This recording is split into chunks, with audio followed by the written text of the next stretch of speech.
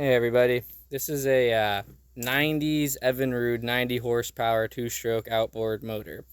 And I just wanted to address a couple of things that I didn't see any videos for what I did, so I figured I should just be the guy to make the video for how I fixed this.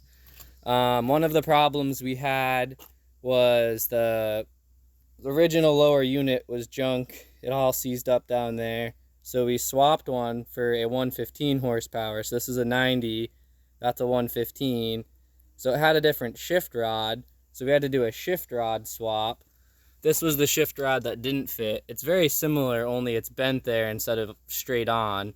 But anyways, it's a hard thing to get that to be in the right position. And even once you do, the hard thing is you can't pull it. You have to be able to pull that eyelet to the pin. You have to be able to like grip this even when it's at the right height. So the way you grip it, at least on this model, this 90s model Evinrude, the two-stroke outboards, I believe this would work from 85 horsepower to like 150 or something like that. I know 90 and 115 are compatible anyway. They have a different shift rod though. So anyways, the tools that you'll need is a 10mm with an extension, and you'll need the ratchet too to get it out if you have the bolt kind and not the cotter pin. You're gonna want some channel locks, needle nose, like really long pair of needle nose, and that's actually how you grip the rod. Once you have the lower unit in and it's at the right height, you can see the rod there above this rusty piece of metal. That's the rod, and you can actually grip that and pry it up, because normally it's just like slightly too down and at the wrong angle. But you can put your pliers in there.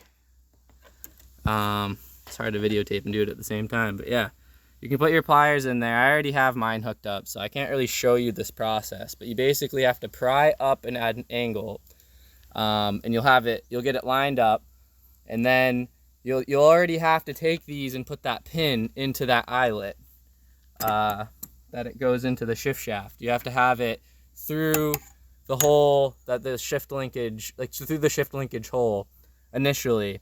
So that way, once you pry up with these pliers, you can use this extension to push it in really quick. And mine's threaded, so I just threaded it right on and it went in and it works. So that was the first thing that was kind of cumbersome, and there wasn't many videos to explain that process. The other thing is we had our shift rod seize inside the tilt tube, and that was a whole nightmare, spraying PB and smashing it with a hammer.